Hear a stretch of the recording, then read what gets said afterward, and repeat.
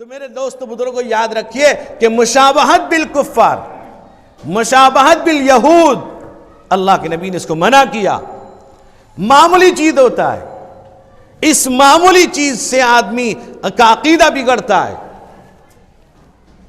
معمولی چیز، جیسے آپ دیکھیں گے کہ اہل بدعت وہ بیچارے محبت کے چکر میں جشن میلاد النبی مناتے ہیں، سڑکوں پہ اتر جاتے ہیں، نہیں کرتے ہوں۔ گنبد خضرا کی تصویر، کعبۃ اللہ کی تصویر کو لے آتے میدان میں، یہ صرف یہ ہے کہ کم علمی کی بنیاد پر ہے یا نہ جاننے کی بنیاد پر ہے، یا تو ان کا یہ دعویٰ ہے کہ ہم محبت رسول کے اندر مبتلا ہیں۔ تو ان غلط چیزوں سے آدمی کا عقیدہ بگڑتا ہے، اور عقیدہ جب مضبوط نہیں ہوگا، یاد رکھیے ایمان پر موت نہیں ہو سکتی۔ مرنا تو سب کو ہے، ایمان پر موت نہیں ہوگی۔ میرے دوستوں، عقیدہ تو اتنا مضبوط آدمی کا ہو۔ صحابہ اکرام رضوان اللہ علیہم اجمعین نے اپنے عقیدے کی حفاظت کی۔ میرے دوستو، یہاں تک کہ تلوار کے نوک پر بھی لا الہ الا اللہ محمد رسول اللہ پڑھا ہے۔ نہ کوئی خوف، نہ کوئی ڈر، ان کا عقیدہ درست تھا، وہ اپنے عقیدے کو مضبوط رکھتے تھے، اور یہ نہیں دیکھتے تھے کیا ہونے والا ہے۔ صحابہ اکرام نے گھر بار چھوڑ دیا، مدینہ منورہ زادہ اللہ شرفا عظمتا، اللہ کے نبی کے ساتھ چلے گئے، تنے تنہا جا رہے ہیں، پورا گھر یہاں موجود ہے، گھر کو مکے والے لوٹ لیتے ہیں، گھر کو ختم کر دیتے ہیں، اس کے کوئی پرواہ نہیں کہ میرا مال ختم ہو گیا، میری دولت چلی گئی، میرا گھر گیا، نہیں، وہ دیکھتے تھے نبی کریم علیہ السلام کا حکم کیا ہے۔ اور آج ہم نیا سال منانے میں پڑے ہوئے ہیں، ہمیں کوئی احساس نہیں ہے۔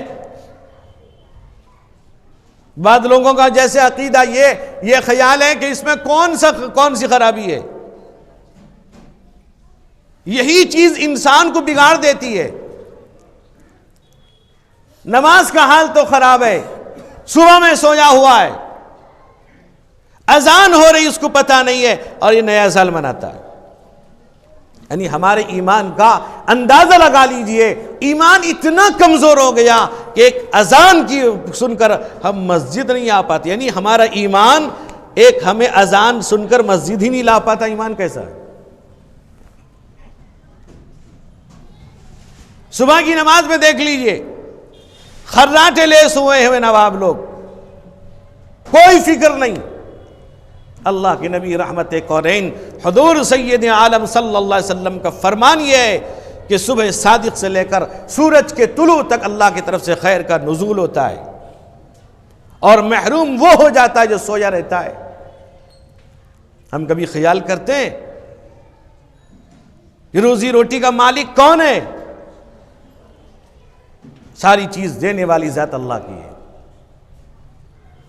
یہی وجہ ہے کہ صحابہ کرام، ازواج مطہرات کا بیان ہے کہ اللہ کے نبی ہمیں کئی دن کا نان نفقہ دے دیا کرتے تھے، تصدقن فی سبیل اللہ، اللہ کے راستے میں صدقہ کر دیتے تھے۔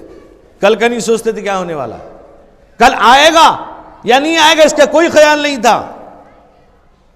نبی کریم علیہ السلام بھوکے ہیں، گھر میں کھانے کو نہیں ہے، لیکن یہ نہیں سوچا کہ کل کو کیا ہوگا۔ ہم تو کل کا سوچتے ہیں، بلکہ پورا سال کا سوچتے ہیں۔ جب یقین اللہ کی ذات پر ہو جائے گا، ہمارا عقیدہ مضبوط ہو جائے گا۔ جیسے میں نے ابھی کہا، فرعون کے پاس ایک خادمہ رہتی تھی، اس کا نام تھا مشاطہ، اور فرعون کی بیوی آسیہ جو مسلمان ہوئیں، ایمان لے کر آئیں بعد میں۔ لکھا ہے حدیث کے اندر، ایک مرتبہ مشاطہ جو خادمہ تھی فرعون کے گھر کی، اس کا ایک دودھ پیتا بچہ بھی تھا۔ ایک مرتبہ فرعون کی بیٹی کا سر جھاڑتے جھاڑتے اس کے ہاتھ سے کنگھی گر جاتی ہے، وہ اٹھاتی ہے، بسم اللہ کہتی۔ اس کی بیٹی نے سنا، رہی تم کس کا نام لے رہی ہو؟ کہاں کہ فرعون کے دربار میں جو خود خدا ہے، وہ معبود ہے. میرا باپ تو خود خدا بنا ہوا ہے، رب اعلیٰ، اس کے گھر میں تو کسی اور کا نام لیتی ہے. بیٹی تھی، گئی باپ کے پاس، کہا کہ ابا یہ جو مشاطہ ہے یہ اس کا عقیدہ بگڑ گیا ہے، یہ بن دے کے خدا کو مانتی ہے، یہ تمہارا نام نہیں لیتی. کہا اچھا. بلایا گیا مشاطہ کو، آتی ہے. آنے کے بعد پوچھا مشاطہ تیرا رب کون ہے؟ کہا هو اللہ الذی لا الہ الا ہو، وہ تنہا اکیلا ہے، وحدہ لا شریک ہے، اس کا کوئی شریک نہیں. فرعون غیظ و غضب میں آتا ہے، اور فرعون جب سزا دیتا تھا تو قرآن نے اس کو بیان کیا، وَفِرْعَوْنَ ذِي الْأَوْتَادِ، فرعون میخ یعنی چاروں چت لٹا دیتا تھا، کیل ٹھونک دیتا تھا ہاتھوں میں. اس نے مشاطہ کو ویسی لٹا دیا، کیل ٹھونک دیا، چاروں چت لیٹی ہوئی ہے. اب کہتا ہے اب بتا کس کو مانتی ہے، اب تیرا خدا کہاں آئے گا بچانے. دیکھیے اس کا عقیدہ، ایمان دیکھیے. کہتی ہے فرعون تو میرے بدن کا ٹکڑا بھی کر دے، میں اس رب کو نہیں چھوڑ سکتی. اسی درباری میں ایک شخص کہتا ہے کہ بعد کا فرعون سے کہتا ہے کہ حضور اگر اس کی جو چھوٹی سی بچی ہے 6 مہینے کی، اس کے اوپر اس کو ذبح کر دیا جائے، اس کے جسم پر اس بچی کا خون گرے گا اور وہ تڑپ کے پھر آپ کو مان لے گی. حدیث میں آتا ہے بچی کو لایا گیا اور اس ماں پر چھوڑ دیا گیا، تو چھوٹی بچی تھی، ماں کے سینے سے لگ کے دودھ پینے لگتی ہے. فرعون اب کہتا ہے سوچ لے یہ تیری معصوم بچی ہے، تیرے سامنے ہم اس کی بوٹیاں کر ڈالیں گے اگر تو مجھے خدا نہیں مانے گی. عقیدہ مضبوط ہے. ایسا سوچتا تھا ہو سکتا ہے کہ بچے کی وجہ سے یہ اپنے ایمان کو ختم کر دے گی. اس لیے قرآن نے کہا یا ایھا الذین آمنوا لا تلہکم اموالکم ولا اولادکم عن ذکر اللہ. قرآن کہتا ہے ایمان والو کہیں مال یہ دولت تمہیں اللہ کی یاد سے غافل نہ کر دیں. اب کیا کہتی ہے دیکھیے، کہ کچھ بھی کرنا چاہے کر لے، سب سے پہلے اس کے چھاتی پر سوئی ہوئی بچی کو اس کو ذبح کر دیا جاتا ہے.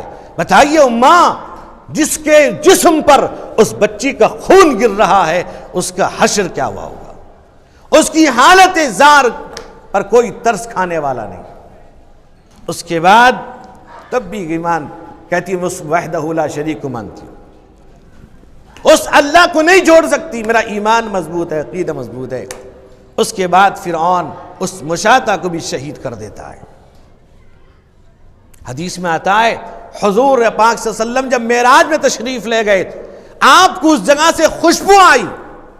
اللہ کے نبی نے پوچھا جبریل کیا خوشبو ہے؟ کہا کہ یا رسول اللہ فرعون کی وہ باندی جو اللہ پر یقین رکھنے والی تھی اس کا قبر یہاں پر ہے، اس سے خوشبو آ رہی.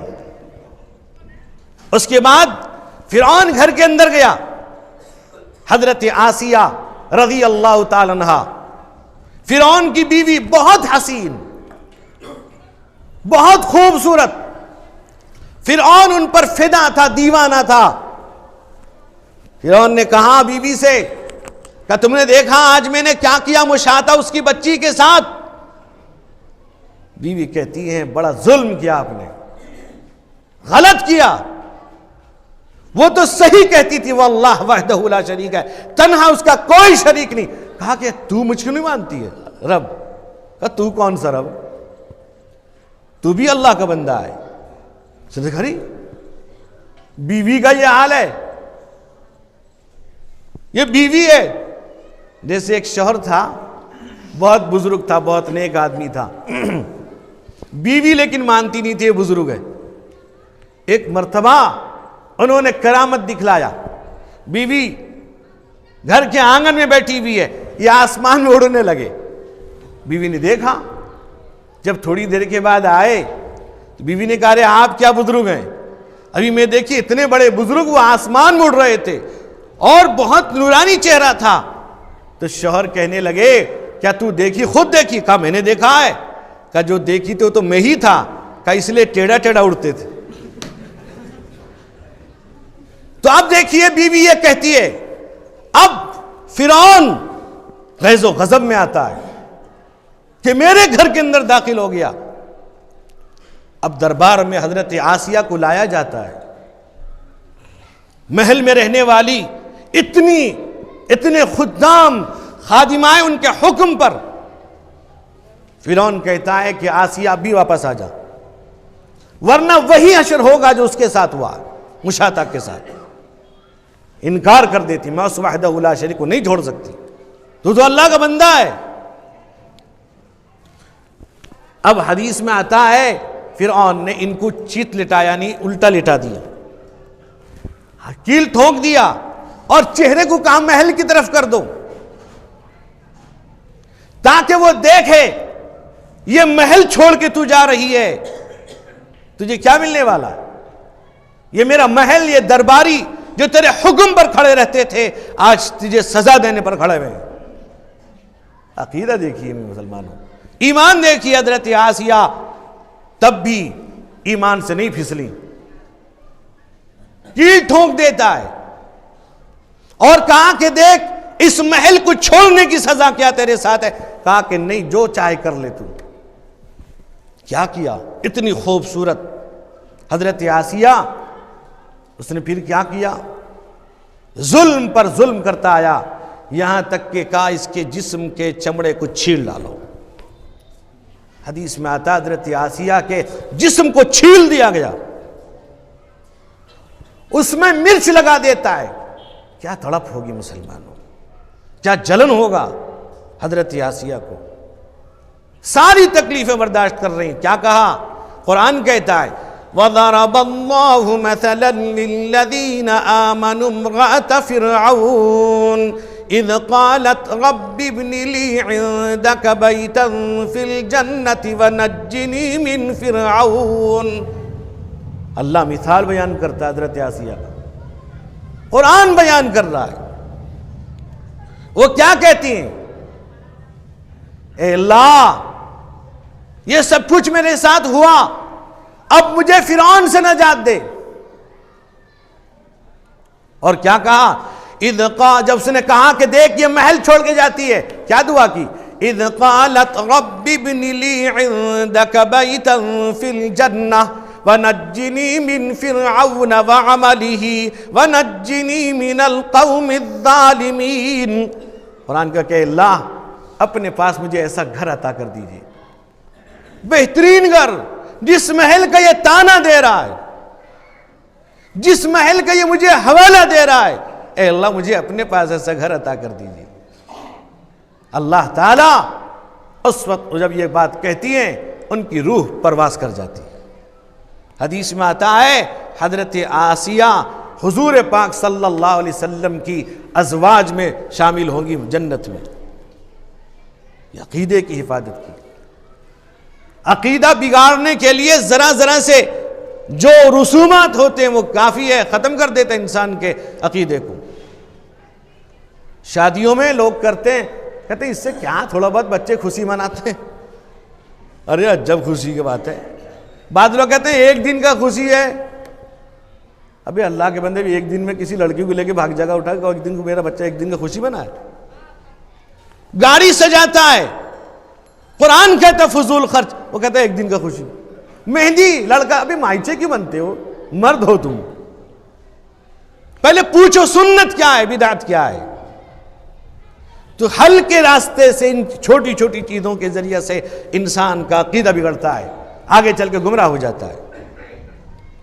اس لیے میرے بھائیوں، میرے بزرگوں، اس طرح کے چیزوں سے پرہیز کریں۔